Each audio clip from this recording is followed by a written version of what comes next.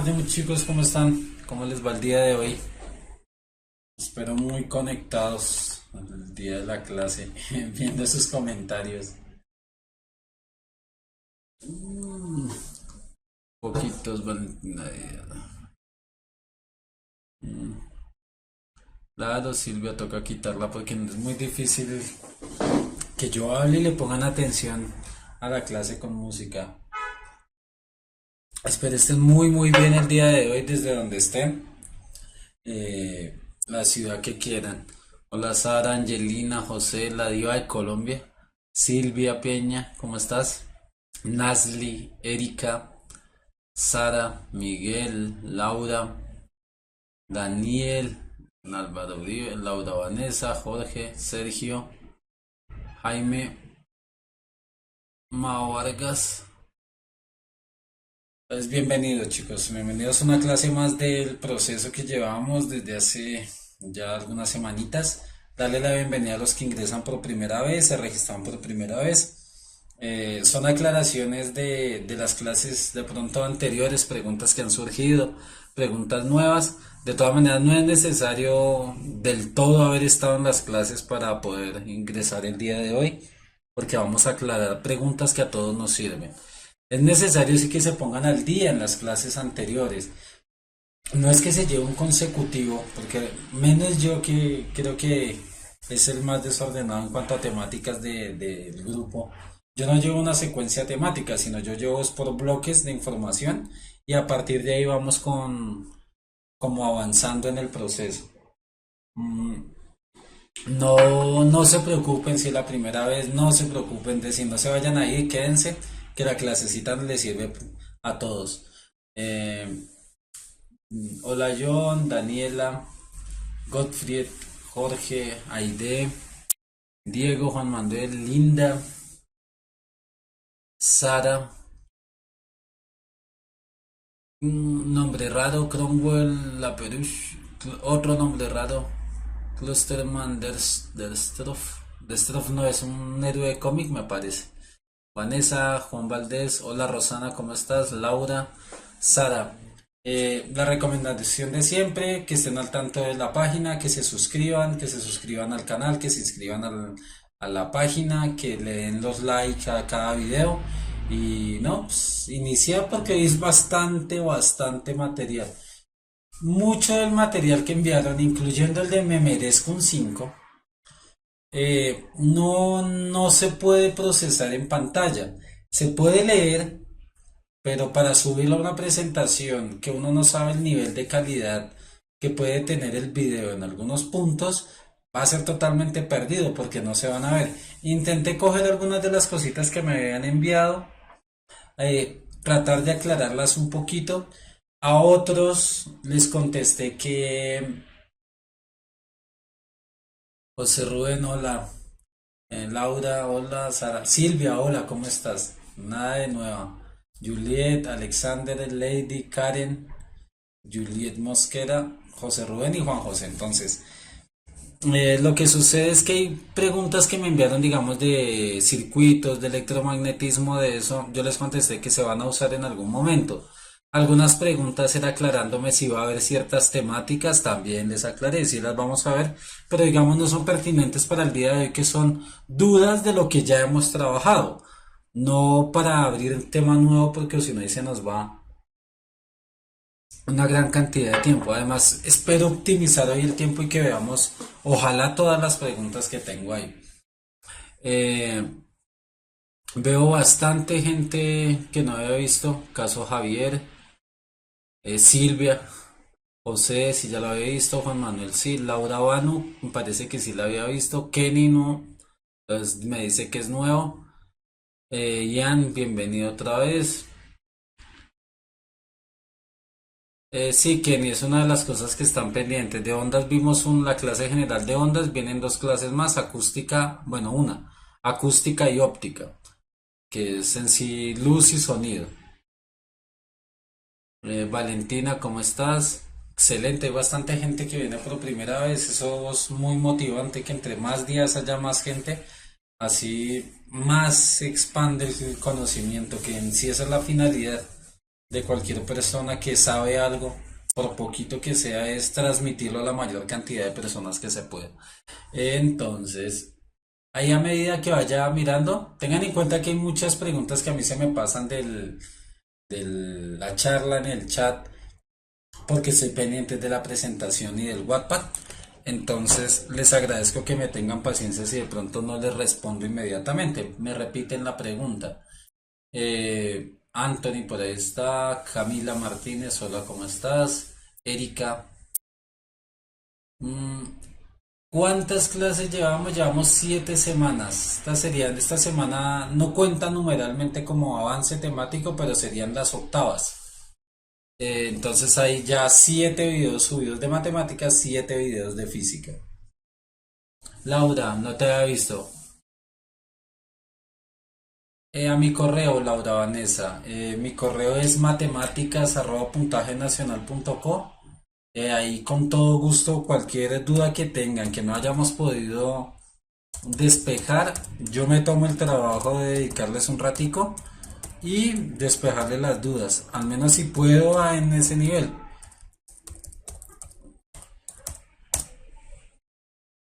Listo.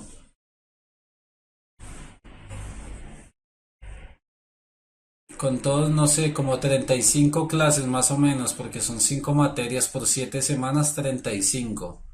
Hola Laura, ¿cómo estás?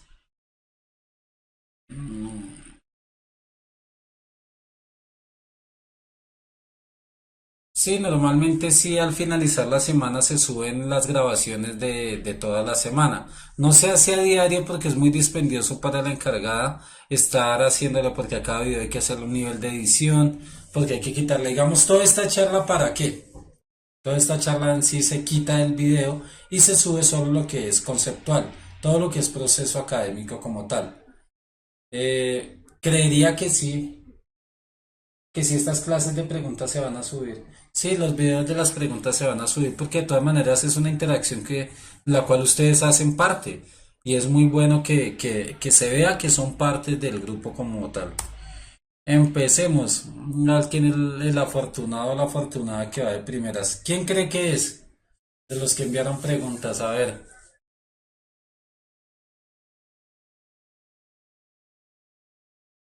Hola, ¿cómo va Sofía? Hola Rosa.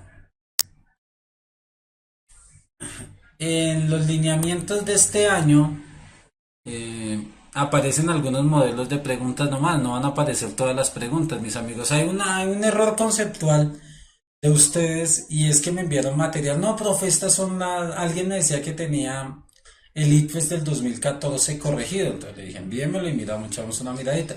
No es el ITFES del 2014 lo que tienen. Fue un cuadernillo que como era primera vez que se presentaba ese nuevo ITFES después de la reforma, en, en prensa pública, tiempo ADN, aquí en Bogotá, no sé en otras ciudades en qué periódico lo hayan entregado, entregaron ese cuadernillo de aproximadamente 100 preguntas. También está en digital, pero ese no es el ITFES real. Preguntas de ITFES real si las que tiene me merezco un 5. Esas son preguntas de ITFES real del 2016. Lástima que no estén tan claras. Me va a intentar tomar el trabajo de las más importantes, hacerles una transcripción, pero es un material bastante valioso que nos sirve a todos. Voy a intentar hacer una transcripción, eh, como que arreglarlas de que se pueda presentar y proyectar, porque si la imagen no es muy buena, nos afecta bastante acá. Ajá. María Hurtado,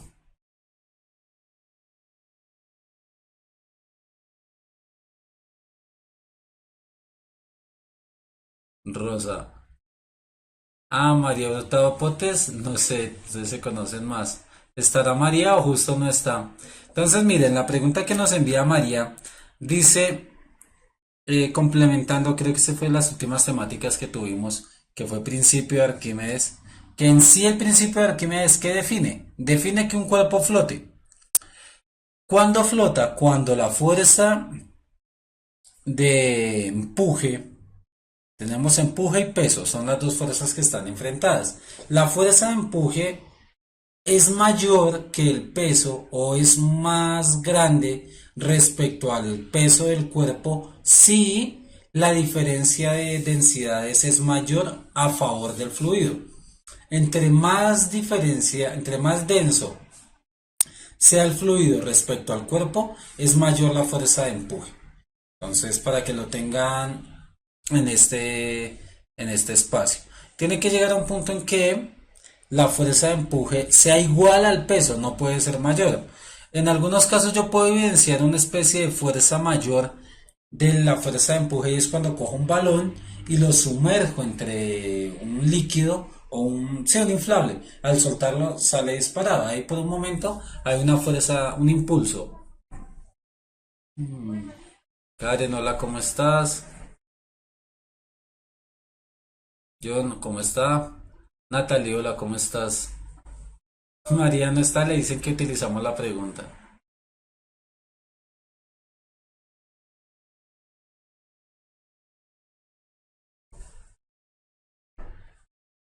Hola, Erika, Rosana, listo. Entonces, esta pregunta, ¿de qué depende en sí? De la relación de densidades. A mayor diferencia de densidades a favor del líquido, el cuerpo flota. A mayor relación de densidades a favor del cuerpo, el cuerpo se hunde. Entonces, en ese caso, la relación del punto está en la fuerza y la densidad. En este caso, la fuerza de empuje es igual al peso, pero el cuerpo está totalmente sumergido. En este caso, la fuerza de empuje equivale a la parte sumergida. Entonces, equivale ¿por qué? Porque no se sumerge todo, entonces solo tiene que sustentar el peso de la relación sumergida. Y era lo que decía Arquímedes, que la fuerza de empuje para que un cuerpo flote tiene que ser igual al peso o al peso en sí del volumen de agua que aumente el cuerpo al estar sumergido. Por eso es que un barco puede flotar por más metal que tenga, porque al llenarlo de aire su densidad es menor.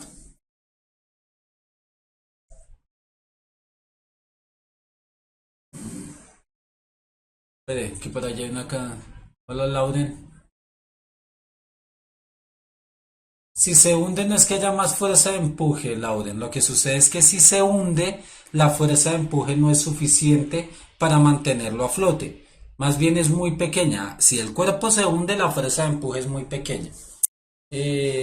Había una pregunta ahí. La del hielo. Es que no la alcancé a terminar de leer. Había una pregunta después de la de Lauren de algo del hielo. Cuando la densidad del agua y la densidad del objeto es la misma, ¿dónde quedaría? Vanessa. En este caso, esta de acá. Cuando las densidades del cuerpo y del fluido son iguales, el cuerpo tiende a mantenerse centralizado.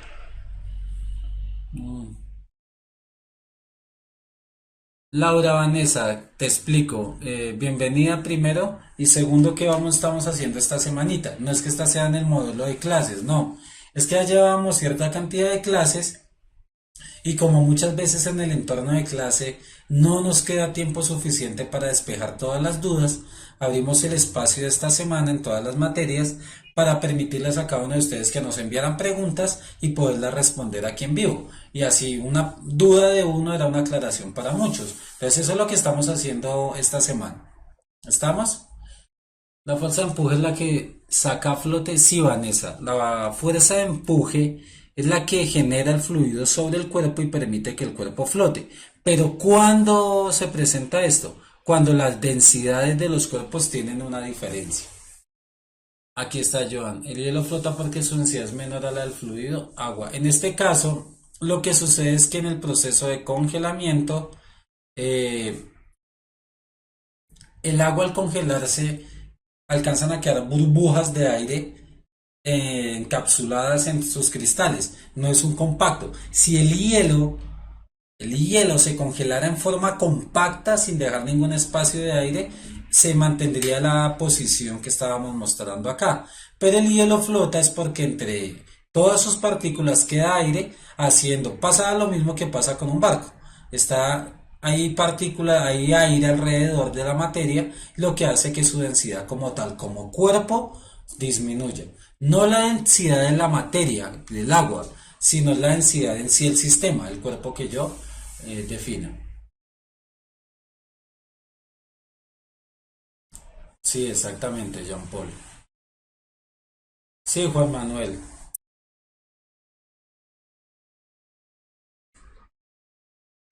¿Listo?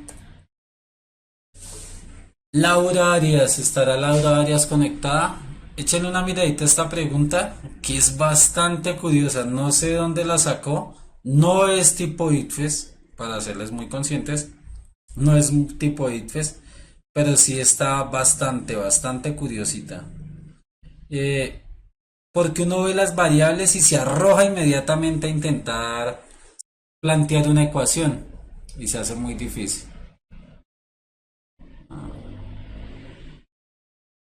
Claro, todo el aire como es menos denso al quedar dentro de un cuerpo disminuye la densidad como tal.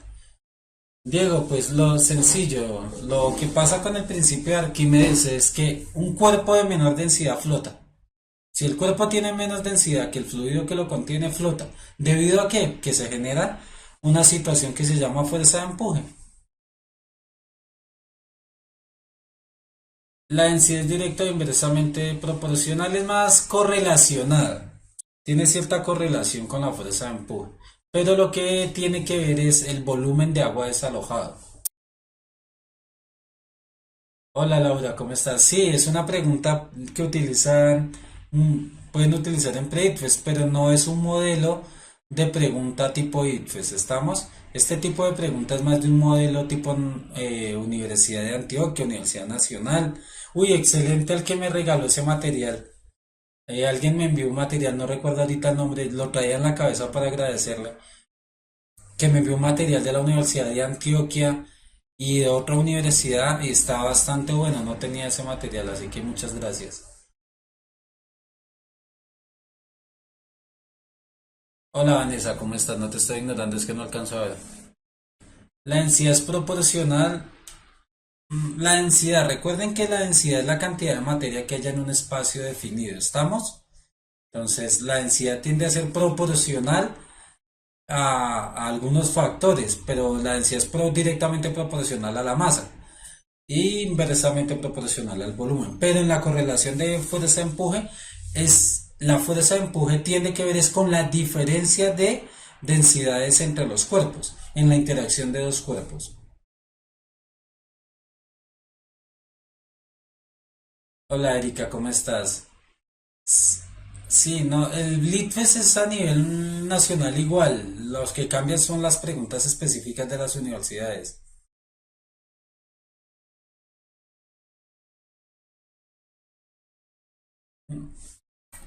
Quisiera saber si intentaron plantear la ecuación. Si intentaron, no, Jesús. Hola María José. Si llegaste tarde, mira, tu pregunta fue acá, mira. Ya la respondimos. Ah, Juan, muchísimas gracias. Sí, sí, sí. Bastante bueno. Carol Delgado, ¿cómo estás? Lauren La D, Jaime Esteban Gil. Selena Torres D. Entonces, la mejor forma, en este caso, para poder llegar a la respuesta no es plantear el,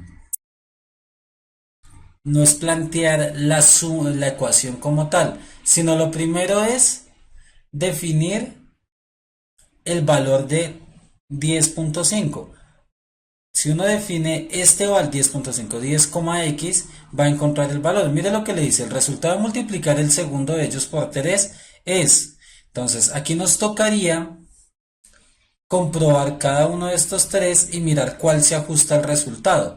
Entonces, si yo tomo 13.3 y lo divido entre 3, esto me da 4,5. No nos da 10,5. Quiere decir que la no es. Si yo cojo 30.3 y lo divido entre 3, me va a dar 10,1 exacto. Puede ser.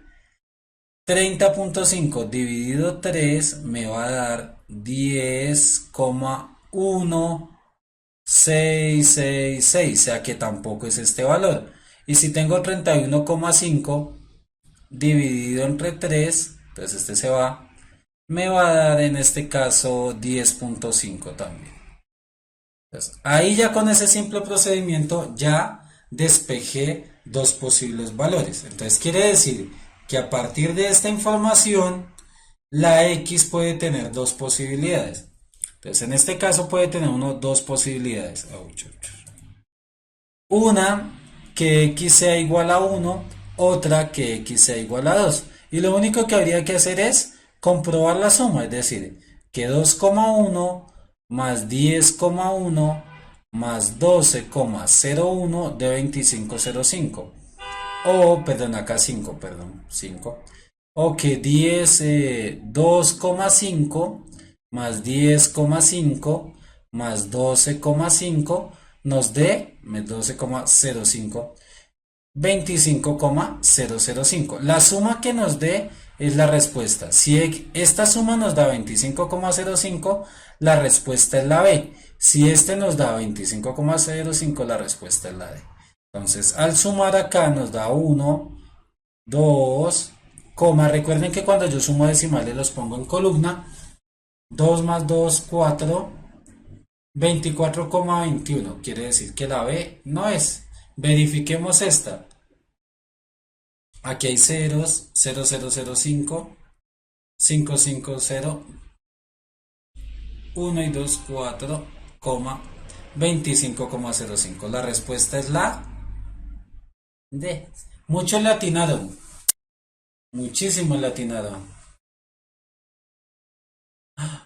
En el enunciado dice, miren, el resultado de multiplicar el segundo de ellos por 3 es tal. Lo contrario a multiplicar es dividir. ¿Sí ven? Si ustedes intentaban plantear esta ecuación, iba a ser bastante complejo la definición. Lo primero para poderlo hacer era quitar la cifra decimal, 1.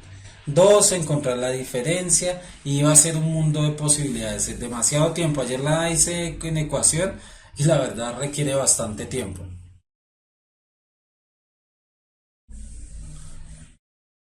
Listo, ya te explico por qué se divide, Vanessa.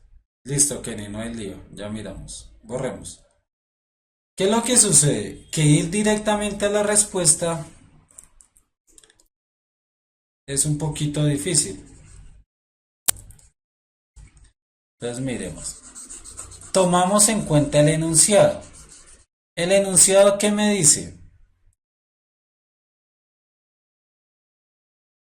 El enunciado me dice que tomamos el segundo, que es 10, algo, y al multiplicarlo por 3 me da uno de estos resultados. Entonces yo juego con los resultados. Entonces, si yo quiero saber el resultado inicial, si este es el resultado de multiplicar, entonces si yo tengo un número que multiplicado por A sea igual a B y me quiero devolver en el proceso, lo que tengo que hacer es, para saber el número, es tomar B, que es el resultado, y dividirlo entre A por el valor que estoy multiplicando.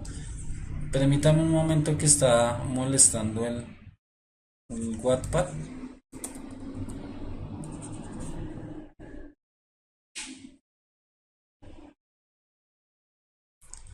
Entonces, por sentido inverso, entonces debido a eso que tomamos acá, cada uno de los valores y lo dividimos entre 3, es decir, dividimos cada uno de ellos entre 3 y nos queda el resultado.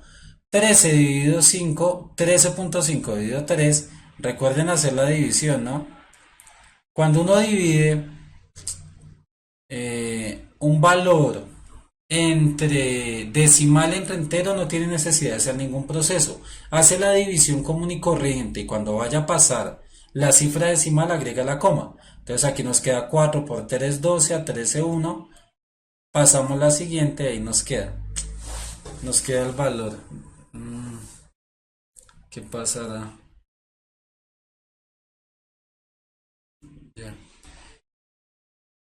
Pues, ya, como que ya se le quitó la voz.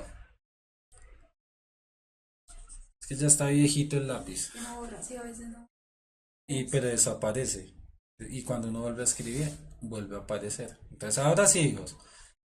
Dividido 13. Entonces 13 dividido 5. 13,5 dividido 3 nos da 4, algo. El resultado inicial me dice que es 10, algo. Entonces A no sirve.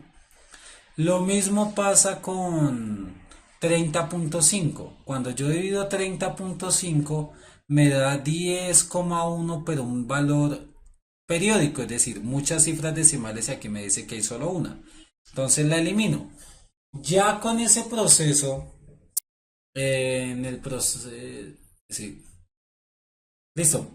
En este proceso, al hacer la división, yo obtengo dos resultados. Uno que es 30 dividido 3 que me da 10,1, donde x valdría 1, y uno que me da 10,5, donde x valdría 5. Lo único que tengo que hacer es tomar a x con cada uno de esos resultados, reemplazarlos acá. Ejemplo, x igual a 1. Entonces me da 2,1, 10,1 y 12,01 y hago la operación. Al sumarlos me tiene que dar el resultado inicial. Es solo comprobación de resultados. Aquí me da 24,21. No me está dando el resultado inicial. Quiere decir que no. Al hacer el mismo proceso con x igual 5, entonces 2,5, 10,5 y 12,05. Al hacer la suma me da 5, 0, llevo una, 25,05. Entonces la respuesta es la D. ¿Listo? Échenle una miradita a esta. Esta la envió Sofía Lorena. Hola Natalia, ¿cómo estás? Profe, yo sumé todos los datos y me da 24, entonces falta 1,05 y me da 0. La suma del valor. Sí, también es otra forma. Ay, de Montaño, ¿cómo estás? Listo, Vanessa. No, María José, solo le pueden dar dos valores. A partir de la división inicial que hicimos, x vale 1 o x vale 5. Tienen esas dos posibilidades. Esta es de Sofía Lorena Rangel. Me la envió anoche. ¿Se acuerdan lo que estábamos mirando de preguntas de áreas sombreadas? Salen poco directamente. En este caso es una pregunta. Tampoco es del ITFES real. Es algún tipo de simulacro.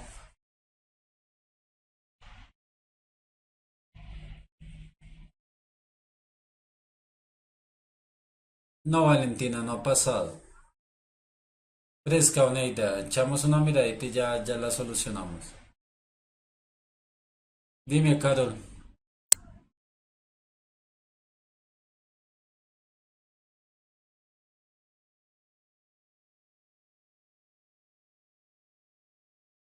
Tengan en cuenta que física y química son la misma disciplina, podríamos llamarla.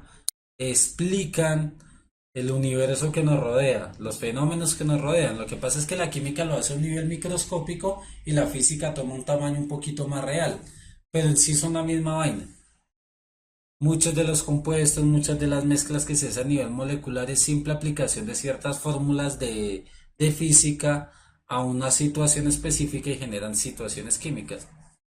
No es trigonometría, es más el proceso. Aquí hay una cosa que no se tendría que hacer y es utilizar la R como definición de área, porque se tienden a confundir un poquito. Dice, sobre la parte sombreada del rectángulo se ha trazado cuatro rectángulos iguales, de color gris de 3 centímetros y 4,5 centímetros, cada rectángulo. Obviamente 4,5 y 3,5 centímetros. 3 y 4 quiere decir que están en toda la mitad. El otro pedazo será 3, por lo cual esta mitad es 6 porque todo el valor vale 12. Sea R el área del rectángulo que contiene el rombo negro y los cuatro rectángulos grises que contiene el rombo negro. El área de los rectángulos grises respecto al área de rectángulo que lo contiene es de, aparentemente esto es una situación inmensa y simple y sencillamente es una operación de fracciones. Ahí podrían ponerse a hacer toda el área, todos los valores, pero para serles muy sinceros, lo único que me sirven estas medidas para saber que exactamente esto, cada cuadrito es un cuarto de la fracción. Ya con eso podría decir que la respuesta es B, pero hagámoslo, ¿cómo lo podrían hacer un poquito más visual? Pues teniendo en cuenta que los valores son iguales, hacen la división. ¿Cuántos cuadritos de esos grises puedo formar en respecto al área total? Recuerden que el área total es R. Vamos a mirar ¿En cuántos pedazos lo dividimos? 2, 4, 6, 8, 10, 12, 14, 16. Cada cuadrito gris son 16 pedazos de lo grande y tomamos 4. Entonces quiere decir que la parte gris es 4/16 de R. Pero como lo que hacemos es simplificar, cuarta de 4 1, entonces nos queda R, y cuarta de 16 4. Ahí no era necesario ponerse uno a hacer operaciones, hallar áreas, nada por el estilo. Ese tipo de preguntas son muy buenas porque aparentemente le dan a uno un mundo de datos, pero la verdad es que es un proceso extremadamente simple para llegar a la respuesta. La respuesta era la B.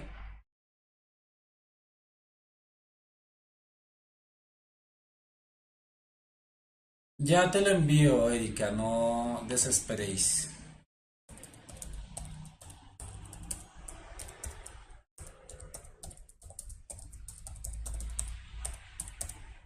Este es el correo, Erika. Ah, ¿cuál? El área de dos rectángulos. Perfecto, sí, tienen razón. Entonces solo estamos tomando dos rectángulos. Entonces no es cuatro de los cuatro, sino es solo dos rectángulos. Mitad de 2 una. Y mitad de 8 de 16 8. Entonces la respuesta no es la B, perdón. La B sería si me pidieran el total de los cuadritos, los cuatro cuadritos. Esta solo me está pidiendo dos cuadritos. Entonces dos rectángulos respecto al área serán R octavos, un octavo del área total.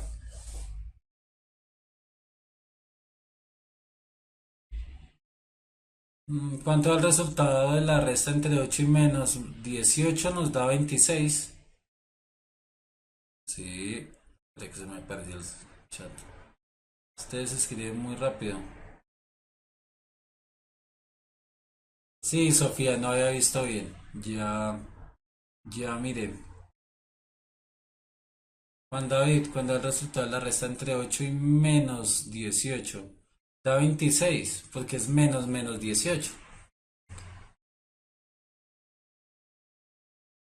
Aunque ahí queda un poquito ambigua, porque uno podría decir menos 18 menos 8 y daría menos 26. La D, ¿por qué no puede ser? Porque sería lo contrario. Me estaría diciendo que son 8 veces el área sobre 8 sobre R. No tendría ninguna connotación, porque el total del área se llama R. Todo el cuadrito se llama R. Dividimos y tenemos el valor. Otra es hallar el área y dividirla una en la otra, pero sería muy dispendioso. Ahí la mejor forma es hacerlo por proceso gráfico. Entonces, recuerden lo que hacemos. Deducimos a partir de las medidas, para que no son puros distractores las medidas. Las medidas me sirven para entender que este cuadrito es la mitad de este de acá. ¿Por qué? Porque si aquí tiene 18, la mitad es 9 y la mitad es 4.5. Por ende, el otro pedacito también será de 4.5. Y lo mismo el de 3 centímetros. La mitad es 6 porque la altura es 12 y la mitad es 6 3. Cada cuadrito será igual. Hacemos la división, contamos el total en el que dividimos la figura y miramos cuántos tomamos, que son 2. Planteamos una simple fracción. ¿Recuerdan cuando le mandaban a uno haga el dibujito de la fracción? Es hacer lo mismo pero en sentido inverso. Simplificamos y nos da R octavos. La respuesta era la A. Mientras respondo, echen una miradita a esta. Esta es de Juan Camilo López Olaya. Muy buena la pregunta. Termina uno haciendo algo muy fácil, difícil, porque lo que uno primero al ver tanta medida lo que hace es ponerse a hallar el área de una cosa, el área de la otra, y se arma un enredo ahí. Sí, Daniel, es otra forma, pero da uno mucha vuelta, pero es igualmente válida. Después, eso tiende a suceder con muchas de las preguntas. En el momento en que uno la ve, como que no la entiende, pero deja como pasar un tiempito y como que la entiende. Eso es una buena herramienta cuando uno está bloqueado en una pregunta en el examen. Entonces llegué a una pregunta, me bloqueé y no doy, no doy.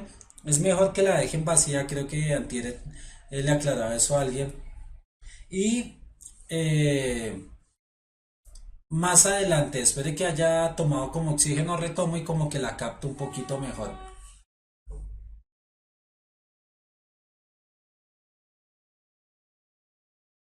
Julián Camilo López Olaya, ¿cómo actúa la presión en los cambios de estado de los fluidos? Era una pregunta que también alguien me hacía antier y quedamos en que cuando la tocáramos la definíamos. En sí, la presión en el punto de ebullición del agua, ejemplo, afecta. ¿Qué presión? Recuerden que a mayor altura, menor presión atmosférica. Entre yo más al nivel del mar esté, la presión que genera la atmósfera sobre los cuerpos es mayor.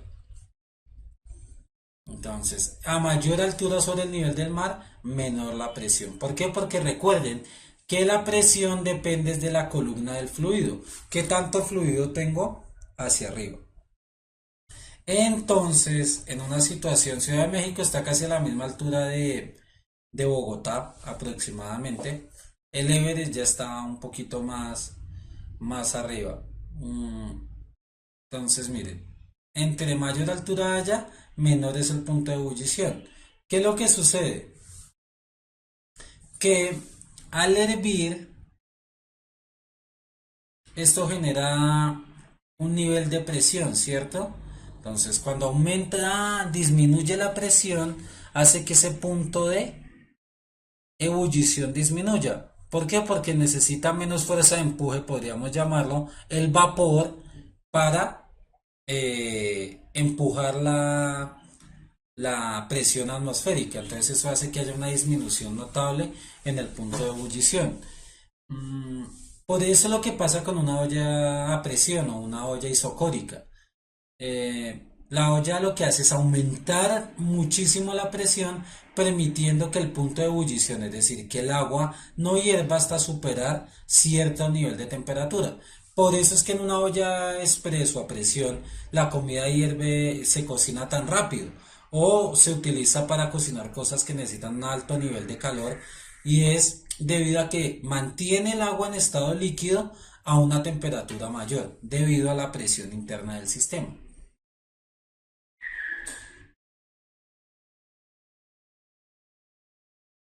También yo han dado una idea un poco más liberal y es que las partículas están más libres, permite mayor movimiento de las partículas, por lo cual va a hervir más rápido al moverse más rápidamente. Sí, sí puede tener una buena percepción de eso. A menor presión atmosférica, menor el punto de ebullición. El vapor del líquido, claro, ¿qué pasa? El agua cuando hierves lo que está haciendo es pasar de estado líquido a estado gaseoso. Entonces, temperatura y presión son directamente proporcionales. No, punto de ebullición,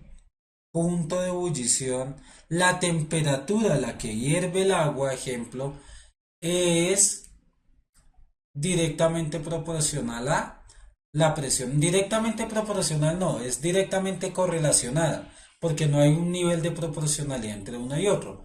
Entonces, al aumentar la presión, aumenta el punto de ebullición. No en la misma proporción. No quiere decir que si yo duplico el, la presión atmosférica también se duplique el punto de ebullición. No, sí aumenta, pero no en la misma relación de presión. A mayor presión, mayor eh, punto de ebullición. Por ende, digamos, si uno habla en dónde hierve más rápido el agua, en Barranquilla o en Bogotá, pues hierve más rápido en Bogotá, porque tiene una menor presión y el punto de... Uno de los errores que uno comete es decir, ah, bueno, en Barranquilla es más caliente. No interesa eso.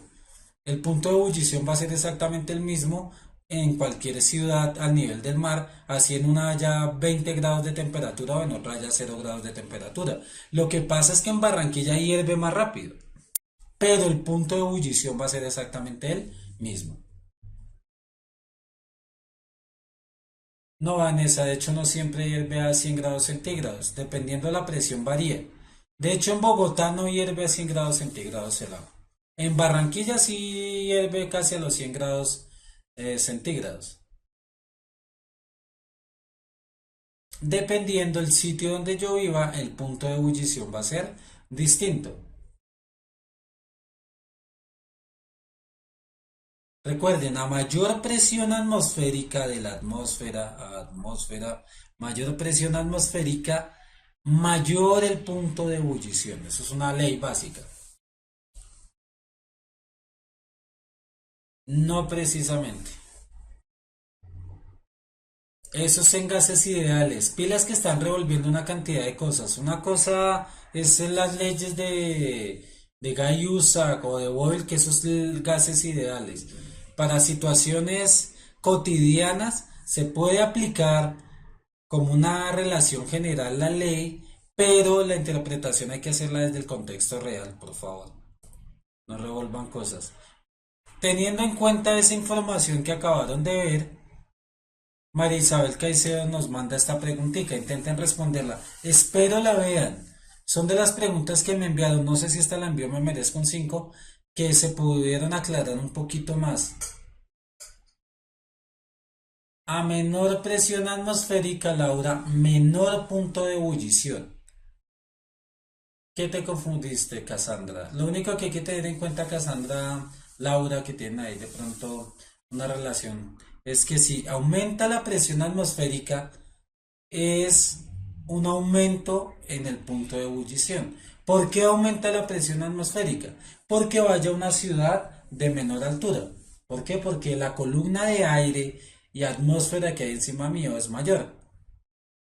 Mayor presión, menor temperatura para hervir. No, Jesús. A mayor presión atmosférica, mayor punto de ebullición.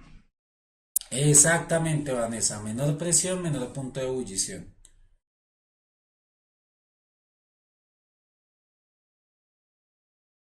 Exacto, Luisa.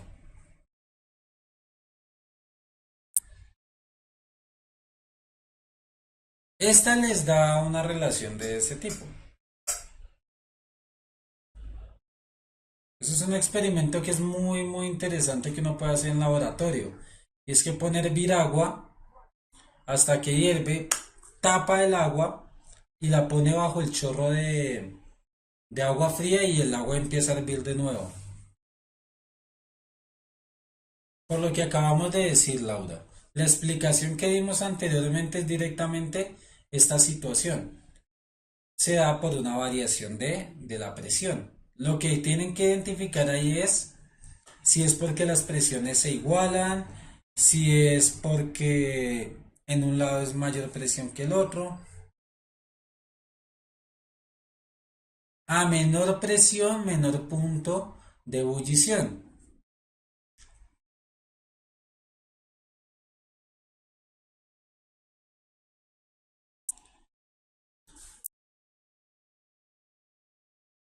Ah, se ve, ya se enredaron. Entonces, si fuese mayor, lo primero que tienen que entender es una relación de, de la temperatura. Aquí no definen que el cuerpo hierve, pero ese es uno de los errores. Esta pregunta tiene su dolorcito de cabeza debido a eso. Que ahí debería decir que el agua vuelve a hervir. Entonces, en este caso, baja la temperatura. Y si al bajar la temperatura igual hierve, es porque necesariamente la presión interna del sistema disminuye. Presión menor. ¿Menor que qué? Pues menor que la atmosférica que estaba experimentando en esta situación. Entonces, la respuesta es la B. Ahí es solo el concepto que acabamos de trabajar. Más que ambigua es como que falta de datos, falta de información. Aquí a este punto le faltaría decir que el cuerpo nada hierve. Pues en este punto herviría el agua como tal.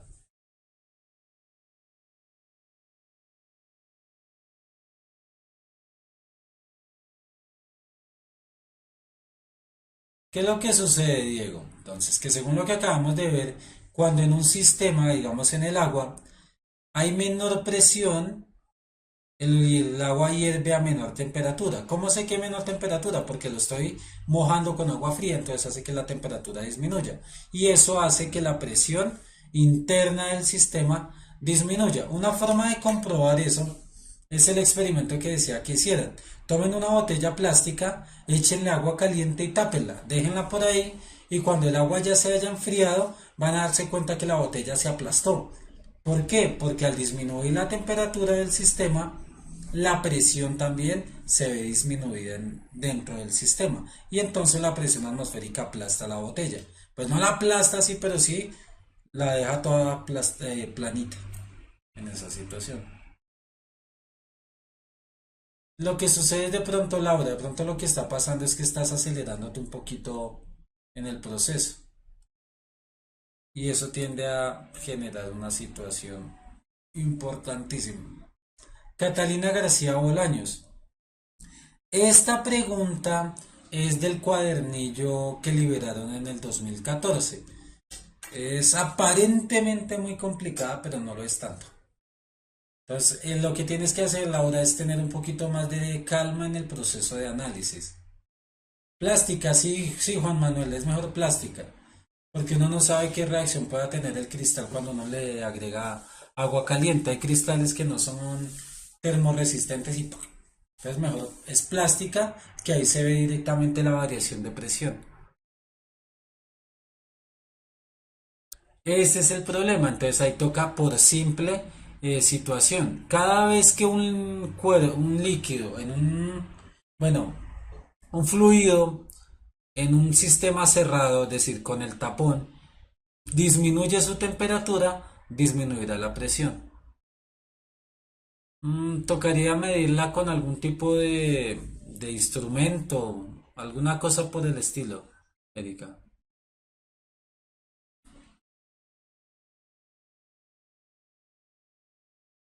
Aparentemente es de física, pero es de matemáticas. Sí, Vanessa, este tipo de preguntas salen bastante. Esta es muy sencilla, no se preocupen de eso. Eso es matemática como tal. Y es como que verla. Ay, no les digo más porque si no se la soplo.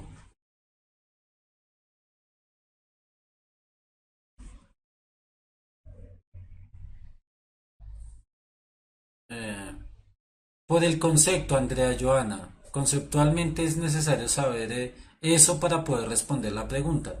Que al disminuir la temperatura del fluido disminuye su presión. Michelle Gabriela, bienvenida, no te había visto. Lauren, Carol, dependiendo del sistema. Mejor que no traten de absolutizar toda una ecuación, más bien proceso de análisis. Al disminuir la temperatura en un sistema cerrado, la presión también disminuye. Decibeles es una unidad de medida de la intensidad del sonido. Entonces eso mide algunas características del sonido y los umbrales de dolor. Hay sonidos que dependiendo cierto punto le generan a uno dolor o en determinados niveles de intensidad uno no los percibe pero sí como que los satura. Dice, relaciona la sonoridad de un sonido de 30 decibeles con su intensidad y la menor intensidad que percibe el oído humano. ¿Cuántas veces es el valor de I respecto a I-O? Lo único que tendría uno realmente que hacer acá es decir, bueno, ¿cuántas veces es I respecto a I-O? Pues sencillo, despejémoslo. Está dividiendo, pasa a multiplicar. 10 a la 3 veces I-O es igual a I. Pero venga, 10 a la 3 no me dice nada. Pasémoslo a valor entero. 10 a la 3 será 10 por 10 por 10 por 10. Es decir, y será 1000 veces I-O. Recuerden que la multiplicación lo que me dice es veces. Y listo. La respuesta, la D.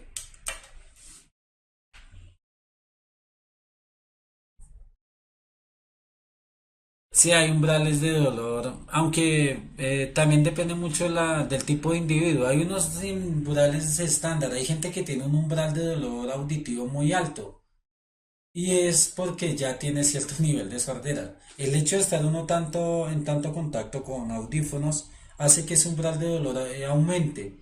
¿Por qué? Porque no se percibe en la misma intensidad, al menos físicamente, pero sí podría generar una ruptura del tímpano.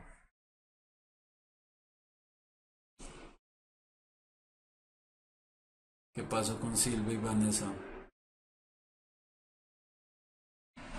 Sí, Luz Day, fácil y no fácil. Muchas veces esas preguntas que aparentemente son tan fáciles le dan a uno dolor de cabeza porque aquí hay datos que uno entiende a meter en la ecuación. Lo de 30 decibeles, empieza uno a mirar efecto Doppler que decían por ahí y una cantidad de cosas que aparentemente no entiende. Lo único que entender es la relación de la ecuación como tal. Hiperacústica, entonces son gente que el umbral de dolor de percepción, espérate a ver, hiperacustia es que percibe a mayor sensibilidad los sonidos, es decir, su umbral de dolor es muy reducido, es decir, sonidos que para una persona normal no afectan, ese tipo de personas le generan dolor, ¿por qué? Porque son extremadamente sensibles. Sí, en este caso, más no, no tanto comprensión de lectura, uno comprensión de lectura y fracciones básicas. Esta sí creo que fue una de las que más dolor de cabeza me dio intentar aclararlas porque estaban muy oscuras. Pero ahí lo hicimos, Luisa. Ojalá Luisa esté.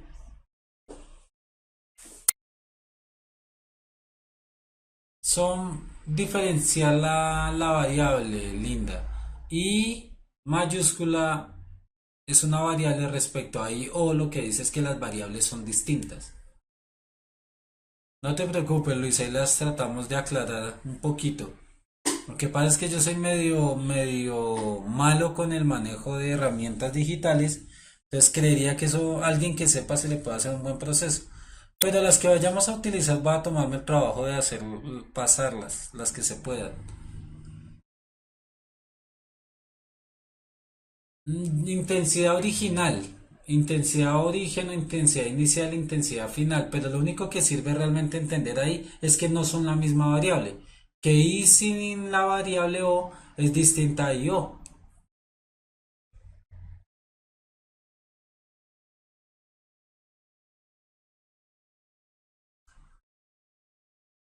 Sí, Silvia, no te estaba ignorando, más lejos de lo que quisiera. Es que lo que pasa es que ustedes escriben muy rápido y me hacen perder la imagen.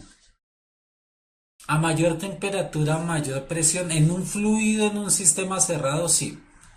Si el fluido aumenta de temperatura, aumenta la presión interna. Cuando veamos termodinámica 2, que veamos las leyes de la termodinámica, vemos procesos isobáricos, isotérmicos y isocóricos y se dan cuenta un poquito más claro de la situación. O sea que la presión y la temperatura son equilibradas, sí, están relacionadas. Si hay una en un sistema cerrado, en un fluido, también habrá presión. No quiere decir que haya un equilibrio entre las dos, sino que al tener variación una, también varía la otra. ¿Será que no me está? Sí, Silvia. A mayor temperatura, mayor presión y viceversa, pero en un sistema cerrado. No, no lo hagas. Muchísimo tiempo. Estas preguntas que tienen ahí de tanta información y tantos datos terminan a uno dándole muchas vueltas para que en algunas ocasiones la pregunta es muy simple, pero tiene uno que leer toda esta cantidad de información antes de llegar a la pregunta. Entonces, después de que leyeron toda esta información y determinaron las variables, lo que le dice es que dependiendo del año, el valor de la gasolina varió, uno, y también aumentó el kilometraje, los kilómetros recorridos.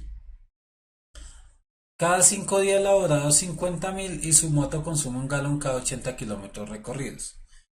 Estos son los cómputos en sí, no sé, semanales o alguna. La siguiente tabla muestra la variación del precio del galón combustible en 4 años consecutivos y los kilómetros que recorren diariamente el mensajero de la empresa Saber U. El mensajero después de un análisis afirma que el año más rentable económicamente fue el 2014. ¿Por qué? Solo se gastaba el 65% del dinero en combustible diariamente para su recorrido. ¿Verdadero o falso? Precio por galón. Entonces, tienen que tener todo esto claro, la entrega al mensajero por cada 5 días laborados 50.000 y su moto consume un galón cada 80 kilómetros recorridos. Entonces ahí lo que hay que hacer es como el proceso de valor. ¿Cuánto dinero está gastando? Diario, si le dice que 5 días laborados 50.000, llevémoslo a una relación diaria. Porque si me pongo a hacer todo el contexto me va a generar. Quiere decir que el dinero que le están dando es 10.000 por cada día elaborado. Entonces, así ya lo veo un poquito más claro. Dice, bueno, si me dan 10.000 y gasto 6.500 por galón, tengo que mirar exactamente cuánto es el valor que estoy gastando. Tengan en cuenta que un galón les alcanzaba para 80 kilómetros. Entonces, si yo tengo 90 kilómetros, quiere decir que estoy gastando más de los 6.500. 7.000. Entonces, aquí a simple vista entiendo claramente que más rentable es el año anterior, 2014. ¿Por qué? Menor precio de la gasolina y menor kilómetros recorridos. Ahí ni siquiera tengo que hacer mucha de la información de lo que me dan acá. Entonces está un poquito como descuadrada el orden de la pregunta con los datos que dan. Porque al preguntar esto, ¿cuál es más rentable? Pues obviamente menor precio y menor recorrido. Ahora, hay que tener en cuenta que si con ese valor no podría prácticamente movilizarse en el 2017, le tocaría estar colocando dinero al mensajero de parte de él. Entonces ahora miremos las opciones de respuesta. Dice, el mensajero después de un análisis afirma que el año más rentable económicamente fue el 2014. Listo. ¿Por qué? Ya me están afirmando lo que habíamos deducido. Ahora, solo se gastaba el 65% del dinero en combustible diariamente para su recorrido. Durante el año solo puso 6.5% del dinero de su bolsillo. Esta no puede ser válida, porque si es rentable es porque no está colocando dinero en su bolsillo. Aquí a simple vista vemos que no alcanza a gastar más de los 10.000. Se gastaba aproximadamente el 75% del dinero, entonces necesariamente tengo que mirar o verificar la relación de proporción. Aquí hay que hacer un proceso algo extenso porque primero debo saber cuánto dinero gastaba en gasolina. Entonces, primera regla de tres: 6.500 me alcanzaban para 80 kilómetros. ¿Cuánto necesitaré para 90 kilómetros? Recuerden la regla de tres, aquí lo vamos a tomar. El que está aquí multiplica 6.500, me puse un cero de más, por 90. Eliminamos el cero con 80 y hacemos la división. Puedo hacerlo por simplificación. 9 por 8, tan. Es que no tengo espacio de trabajo. Podemos simplificar acá. Mitad de 6.500, 3.250. Mitad de 8, 4. Mitad 1.625. Mitad de 4, 2. Y ahí me va a dar el porcentaje como tal. Y puedo ya mitad de 2 y mitad de 90 de 9 no la tengo. Entonces por 90, entonces 1.625 por 9. Esta quita muchísimo tiempo en el proceso. Entonces nos da 9 por 5, 45, 18, 22, 54, 9 por 54 y 2, 56, 9 y 2, 14. Gastaba 14.625 dividido 2. Ese es el porcentaje que gastaba. Al hacer la división entre 2, tengan en cuenta que esto es el valor decimal que estamos trabajando, me dice que estoy gastando 7.300 algo. 7.300, digamos 7.300 como tal, de 10.000. Es decir, estoy gastando aproximadamente el 75% del dinero por la respectiva del valor. Se gastaba aproximadamente el 75% del dinero para su recorrido. Lo gastaba, no le sobraba. Respuesta, la C. Ese tipo de preguntas, ¿por qué, Sofía?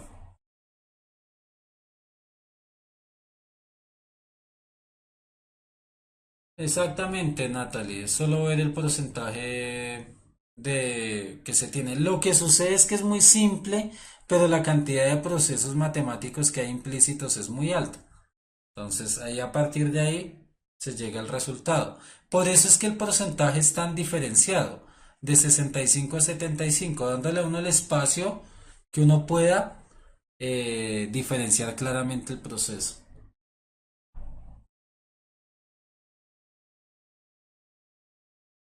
No, Natalie gastaba el 75 porque en dinero gasta aproximadamente 73.000 y 77.300 de 10.000 es el 70 y tantos por ciento. Sí, Andrea, el enunciado dice que gasta 80 kilómetros por galón. Entonces, el precio del galón, un galón le alcanza para 80 kilómetros, pero gasta 90. Por eso hay que hacer todo este proceso para saber cuál es la cantidad real que está gastando, en este caso. Y después, si ya tomábamos el porcentaje como tal. Un poquito dispendioso, pero son muy claras. El problema, Lauren, lo que sucede es que tengo que correlacionar todo esto. Primero, si con 6.500 que es el galón de gasolina, recorro 80 kilómetros. Es lo que me dice. ¿Cuánto dinero gasto para recorrer 90 kilómetros? Entonces son 7.300 algo, 7.400 aproximadamente en el proceso.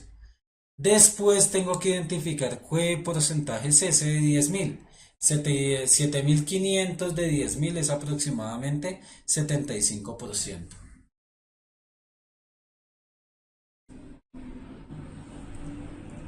Es ahí donde está la cáscara, Natalie Guzmán, porque es que no me están hablando del total, sino me están hablando de día a día.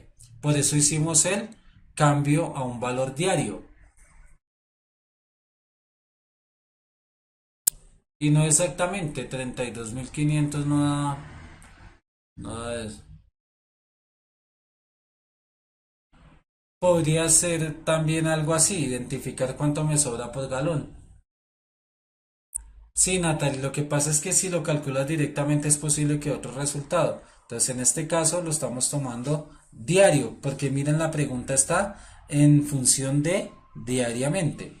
Diariamente para su recorrido se gastaba el resultado como tal. ¿Listo? De este tipo de preguntas son más simples de lo que uno cree, pero tienen muchísimo proceso. Tiempo, tiempo. ¿Cómo que vamos a alcanzar? Espera. Si alcanzan a ver esa,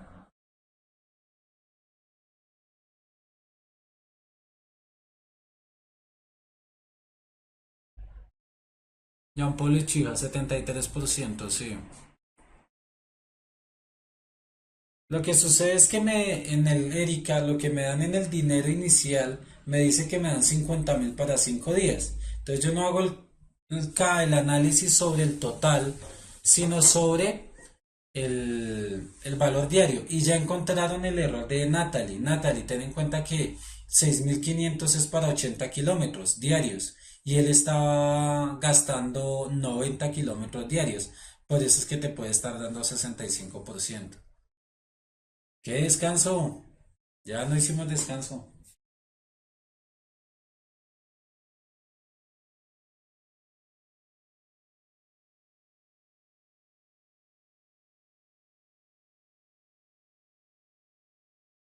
Ah, ese ya lo habíamos hecho, sí tienen razón. Pero Andrea Carvajal, Marín, ¿por qué la coloqué? Creo que porque cometí un error en el análisis y Andrea me escribió para que hiciera la corrección, la verdad no me acuerdo. Submarino se encontró a una profundidad H para ascender, volver al exterior parte del agua acumulada en sus tanques. Los estudiantes afirman que el submarino asciende porque el empuje aumenta, esa es verdadera. El submarino asciende porque el empuje aumenta y el peso disminuye. Y el submarino asciende porque la fuerza neta está orientada hacia arriba. Si esta no tiene los tres estudiantes, la respuesta es la B.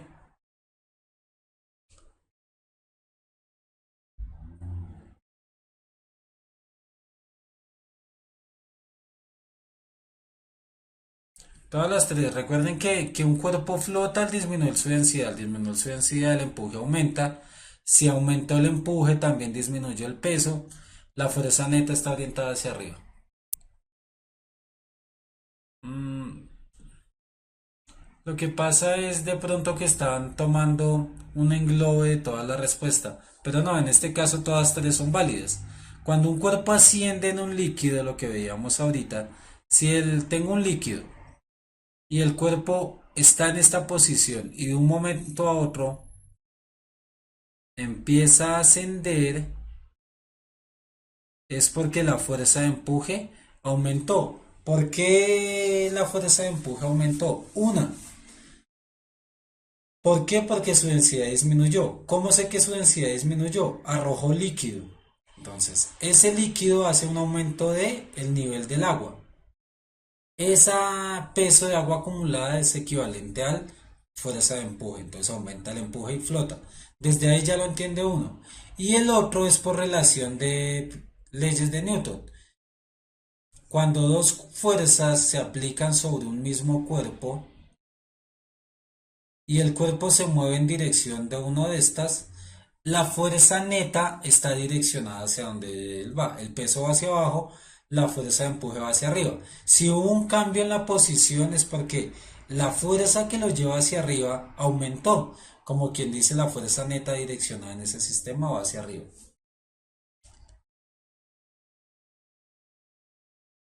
Listo, Daniel. Sí, porque el empuje aumenta y el peso disminuye. Lo de la relación de peso. Ujú. Sí, pero no, ya es como muy clara.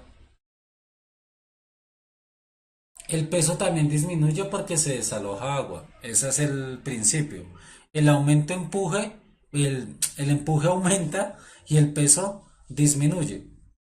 No necesariamente, ¿qué es lo que podría uno tener aquí en tela de juicio?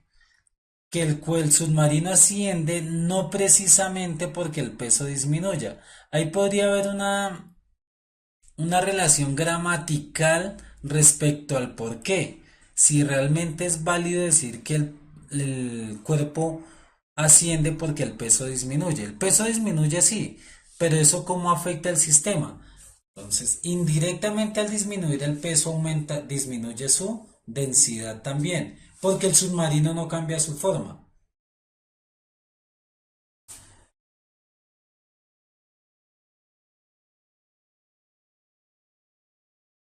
La fuerza neta es cuando yo tengo dos fuerzas opuestas y resto la mayor a la menor. Ese resultado es la fuerza neta.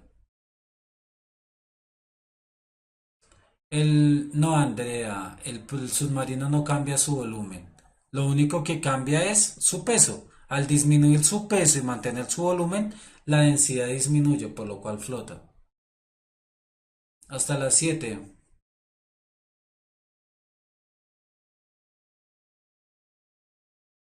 No, no, no, pilas, Daniel.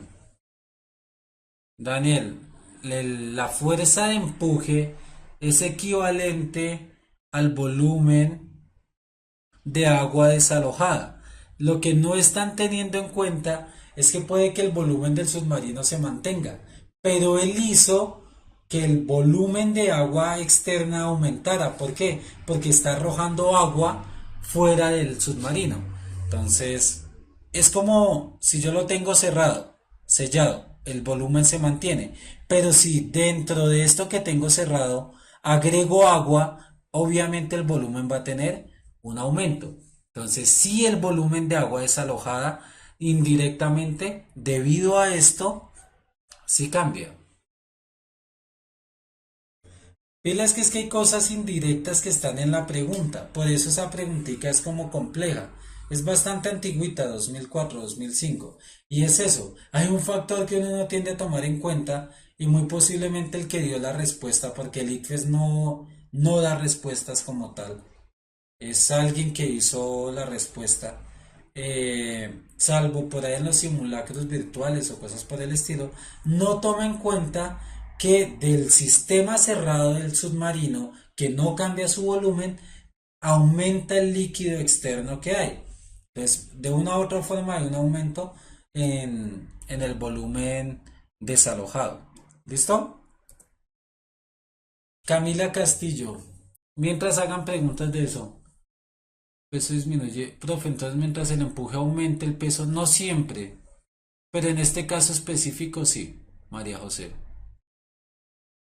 2003, 2004, creería yo.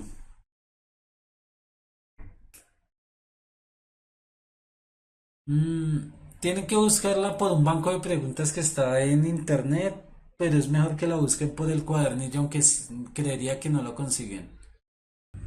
Esa pregunta que es cierto. Sea en el conjunto de números naturales y P el conjunto de números naturales pares, una posible función que muestra que ambos conjuntos tienen la misma cantidad de elementos es. ¿Qué es lo que les dice?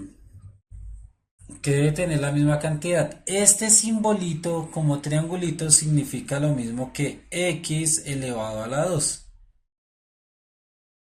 Entonces, x elevado a la 2, 2x, x, raíz de x y x al cubo. Sea en el conjunto de números naturales y p el conjunto de números naturales pares. Una posible función, tengan en cuenta que estamos hablando de la relación. Entonces aquí más que x sería n al cuadrado. N al cuadrado, p al cuadrado, 2p, para que haya diferenciación. Entonces ahí puede confundir un poquito. ¿En qué sistema hay la misma cantidad? Entonces lo primero, todos los números naturales al cuadrado y todos los números pares al cuadrado. Ahí hay una ambigüedad grandísima por lo del cuento de los números infinitos. ¿Estamos? Tocaría como acotar, es decir, definir un conjunto en, en un intervalo que yo pueda manejar, pero miremoslo acá a ver si se puede. Los números naturales y los pares elevados al cuadrado. Números naturales y el doble de números pares. Ya. En cualquier tipo de conjunto por acotación que dé exactamente la misma cantidad. Ejemplo, en los 100 primeros números, en los 1000 primeros números, en los 2000, en los 3000, en el infinito. Cantidad de números, porque en este caso para poderlo analizar se puede uno enredar bastante. Una forma para poderlo verificar es que si se cumple en este intervalo se va a cumplir hacia el infinito el proceso. Entonces, entre 1 y 100, ¿qué sucede? Los números naturales serían 100. Bueno, sí, 100. Serían 100 valores que elevados al cuadrado me dan 100 resultados. Pero la cantidad de números pares sería 50. Y nos da el resultado 50 por 2, 100. Aquí nos da el mismo. X medios. La mitad de números naturales es igual al doble, al cuadrado de números pares. No, esta no. ¿Por qué? Porque digamos si la mitad de números naturales es 50, la cantidad de números pares elevado al cuadrado nos daría 50 al cuadrado, 2500. La misma cantidad de elementos deben tener en cuenta. Esta podría servir 100 números naturales y el doble de números pares también es 100. La C también podría ser. La raíz de los números, aunque aquí debe ser raíz entera, ahí puede haber un error. O raíz cuadrada o raíz cúbica, ahí puede haber un error pequeño. Creo que raíz cúbica por la relación numérica que tienen acá. Raíz cúbica entera de números porque ahí en ese caso sería lo mismo. 100, todos los números tienen raíz cuadrada, todos los números tienen raíz cúbica, no exacta. Y elevarlos al cubo. Los pares elevados al cubo pues nos da 2500 como 62.000, no da la misma cantidad. Lo que sucede es que esta pregunta está muy mal diseñada, malísima. En este caso estas dos dan respuestas iguales. Dan 100 en ambos, ejemplo para este intervalo. Si yo tengo una cantidad infinita de valores naturales, ¿qué relación me da? Ah, pilas que acá es al cuadrado. Todos los números naturales elevado al cuadrado nos da como 10.000 y el doble de números pares nos da solo 100. Aquí está mal. La A tampoco, la respuesta es la C. Camila, esa pregunta, ¿de dónde la sacaste? Ojalá estuviese por ahí. Porque el diseño de la pregunta sí está un poquito fuera de contexto. Entonces buscar la cantidad. 100 elevado al cuadrado, infinito elevado al cuadrado, pues me va a dar una infinita cantidad de números.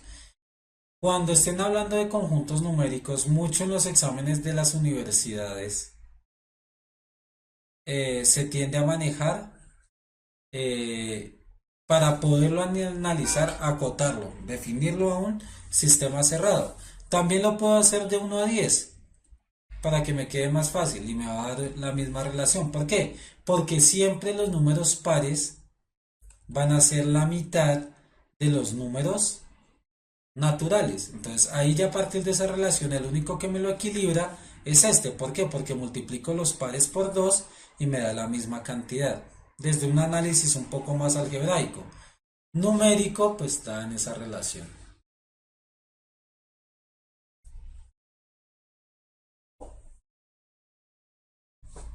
Sí se nota. Es de pregunta de alguna universidad. Mari Flores en mi correo, puntaje matemáticas, puntaje nacional. Pero ahí ponemos la otra y listo, les doy otra vez el correo.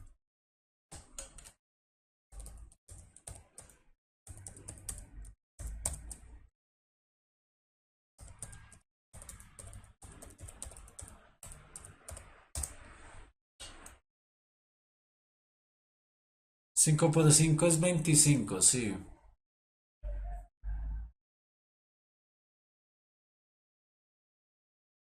Pilas con el vocabulario, Juan Sebastián Casalla Rueda, hermano. Está en una charla pública y como mínimo tienen que manejar los niveles de respeto entre ustedes. O si no, de una u otra forma terminan bloqueándolo.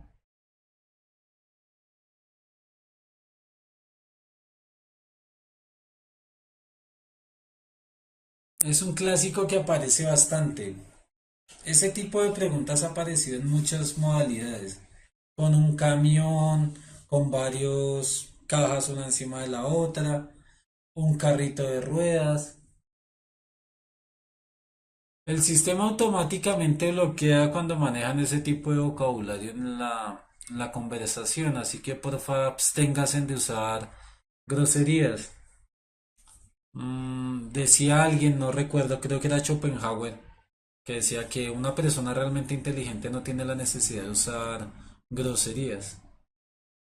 Las dos, Jimena. Lo que sucede es que estamos en semana de preguntas, entonces como me han enviado preguntas de distintas, para no eh, evitar usar algunas preguntas de las que me envían, entonces hice un revuelto de cosas, porque hay más de una que de otra. Mari, el martes a las 7 y hoy jueves a las 5. Hola Rosana, Sarit.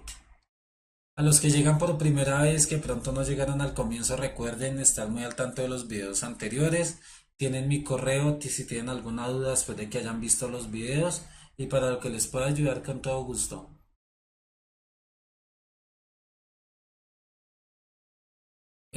Por enésima vez, creo que por aquí puse una, me merezco un 5. Ahorita miramos si alcanzamos. Están muy mal para subirlas a la red. A la presentación voy a intentar pasar algunas porque son muy bueno el material y si necesita alguna duda ya directamente yo las puedo leer, pero para subirlas aquí para que todos la veamos es muy difícil. Entonces miren acá, se coloca un bloque de masa M sobre un carro de superficie rugosa con longitud R muy grande, quedando en reposo respecto al carro como lo muestra la figura. La superficie tiene un coeficiente estático o en una cantidad de datos. Si el carro acelera hacia la derecha, la fuerza, miren, todos estos datos es relativamente distractores. ¿Por qué? Porque lo único que yo voy a entender es la inercia. Recuerden la relación de la inercia. que cuando aplico una fuerza en un sentido, él genera una relación hacia el sentido inverso. Si el carro acelera hacia la derecha, la fuerza total ejercida por el carro sobre el bloque es la ilustrada en. Lo que sucede es que ahí hay una correlación vectorial en este sentido. Por eso es que no tiene un direccionamiento específico. El movimiento del cuerpo va en sentido contrario. Eso es si no estuviese la fuerza de rozamiento. Entonces, ¿cómo sale esa relación de fuerza de rozamiento en ambos sentidos como tal y la relación de fuerza neta del proceso como tal? ¿Qué es lo que sucede? Lo primero que tienen que establecer es que claramente la fuerza no está en sentido horizontal. Y a partir de esto tienen que mirar cuál de las fuerzas que van en sentido contrario. Si el cuerpo se mueve hacia acá, la relación de fuerzas que hace que el cuerpo se mueva va en sentido contrario. La fuerza total ejercida por el carro sobre el bloque, sobre el bloque, es la ilustrada en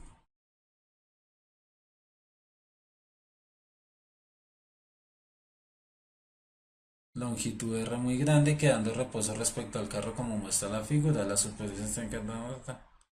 Si el carro acelera hacia la derecha, mi derecha, la fuerza total ejercida por el carro sobre el bloque es la ilustrada en. Entonces ahí tienen que mirar el sistema de fuerzas que están aplicándose sobre el cuerpo. Una es peso, otra normal, otra coeficiente fuerza de rozamiento dinámico y la otra es la fuerza de tracción. Entonces, a partir de ahí, el resultante de las fuerzas, la fuerza total ejercida en el sistema, tiene que depender de la relación vectorial.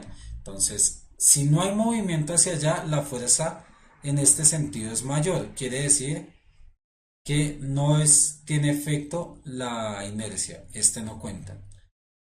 2, porque es más grande el valor. Al ser mayor el peso del carro respecto al otro, el peso del objeto en este caso no es significativo en el sistema de fuerzas. Y 3, lo único que tengo que hacer es el vector resultante. Recuerden, en el sistema de vectores, de gráfica de vectores, cuando hacemos una situación por finalidad, lo que hacemos donde finaliza uno, hacemos el otro y unimos el principio con el final del vector. Como quien dice, el vector resultante es este, la respuesta es la B.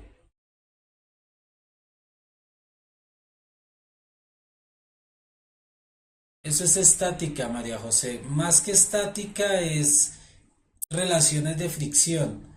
Y esta vaina numéricamente no la logra uno entender si no hace el esquema de vectores. Y si no hace el esquema de vectores, claro, entonces la fuerza de fricción, la fuerza normal que depende del coeficiente de fricción estático y cinético y el vector resultante de los dos. Entonces, recuerden que el dinámico, la relación de fricción dinámica es en el sentido del movimiento y la fricción estática depende de la normal como tal. Está horrible esa canción, esa pregunta. Miremos a ver si María José. Fernando Culmola, ya miren, ahí hay una de Me Merezco un 5. Una de las pocas que pude sacar. Mm. Listo, mientras aquí que tenemos un espacio más grande. Entonces lo que sucede es que sobre el carrito en sí hay dos fuerzas de fricción. Por eso es que el carro no se mueve al moverse en este sistema.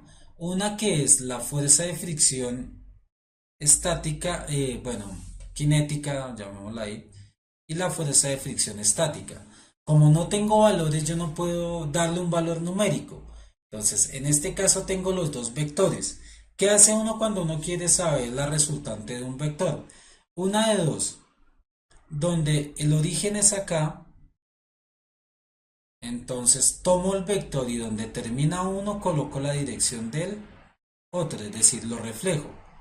Y del punto de origen al punto final del sistema, trazo el nuevo vector resultante y me da la dirección del nuevo vector. Esto es una relación de vector por paralelogramo y quiere decir que yo completo el paralelogramo haciendo en el punto final una paralela a esta y una paralela a esta. Tengo dos vectores y uno el origen con el vértice contrario y es el vector resultante.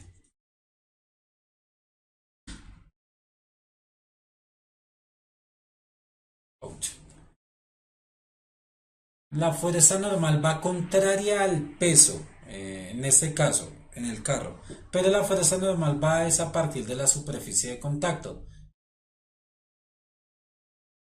Perpendicular al plano, más que perpendicular al plano, es perpendicular a la superficie de contacto. Si tuviese un cuerpo en contacto o en fricción sobre una pared vertical, la fuerza normal iría en este sentido, perpendicular a la superficie de contacto o al plano de contacto, sí podría ser.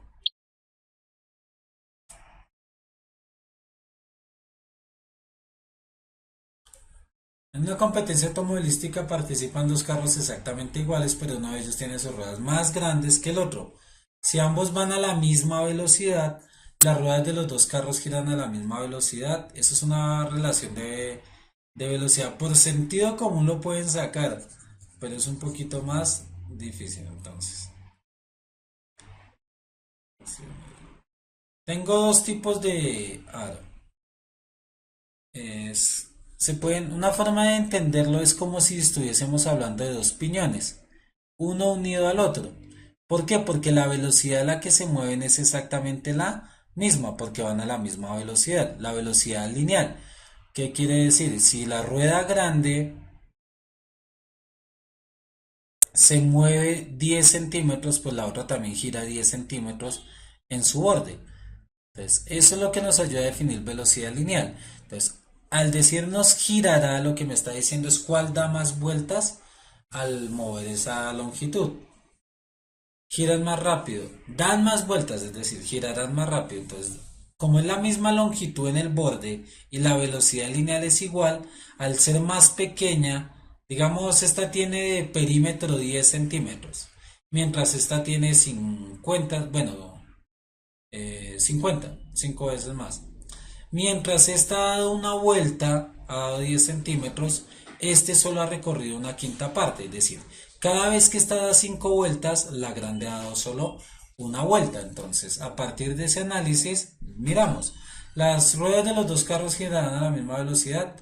No, ahí el problema es ese de giros, que ahí giros no me está dando a entender longitud, sino vuelta, es decir, revolución por minuto. Las ruedas del carro con ruedas pequeñas girarán más rápido, da más vueltas. Las ruedas del carro con ruedas grandes gira más rápido, da menos vueltas, entonces este es falso. Todas las anteriores son falsas. Cuídense, este tipo de respuesta hace mucho tiempo el ITFES la eliminó, la absoluta. Todas las opciones anteriores son correctas, las opciones anteriores son incorrectas. ¿Por qué? Porque generaba que uno se fuera directamente a ese tipo de respuestas y no entendía. Entonces trataron de eliminarla. Es decir, actualmente en los últimos ITFES ese tipo de pregunta casi que por norma la eliminaron. Entonces la respuesta es la B. Bien, muchos ya la dieron. María José, González, Daniel, Carol, Jean Paul, Lauren, Michelle, Daily, Sofía, Miguel Ángel, Andrés, pues la mayoría le dio excelente. B de break, ya un momento, ya acabamos. Quedan algunas preguntas pendientes por trabajar. Este es el documento que envió Fernando, es decir, me merezco un 5. Aquí les coloco. Me merezco un 5, la abreviatura. Y este es de los más legibles que se tuvo. Y se dan cuenta que es bastante complicado leerlo en el sistema. Entonces vamos a intentar que él se los pase, que se los envíe. Y si tienen alguna duda específica, leerlo uno en documento es más sencillo. Pero si se los envía, lo podemos trabajar. Me hubiese gustado terminar las preguntas. Miguel Ángel Ramírez, Kevin, Otra de Miguel Ángel Ramírez que estuvo muy buena. Qué pena, Miguel, fue que ya quedaron al final. Entonces, la de Miguel, que es de geometría, la voy a utilizar para la de medición. La de Kevin, que es de probabilidad, cuando damos la clase de probabilidad la tomamos.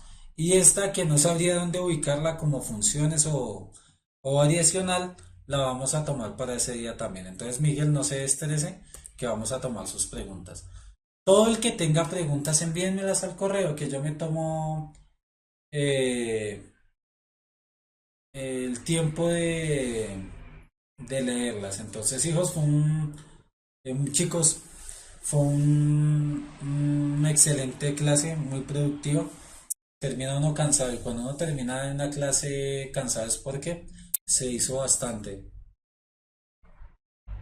Claro, Laura, toda pregunta que tengas envíamela al correo, que yo me tomo el tiempito entre día y día de darle respuesta a las preguntas. Entonces, hijos, fue un placer haber estado el día con ustedes. Eh, Muchísimas gracias por acompañarnos constantemente. Espero les vaya muy bien en lo que les queda de semana. Practiquen, respondan preguntas y hasta el martes nos vemos. Cualquier pregunta, duda, inconveniente, escríbanme al correo, que tarde o que temprano les respondo. Anoche no había ningún correo por responder, así que por favor escriban que yo me tomo ese tiempito. Muchísimas gracias, ya saben, un saludo a los chicos, un abrazo a las niñas, que les vaya muy bien.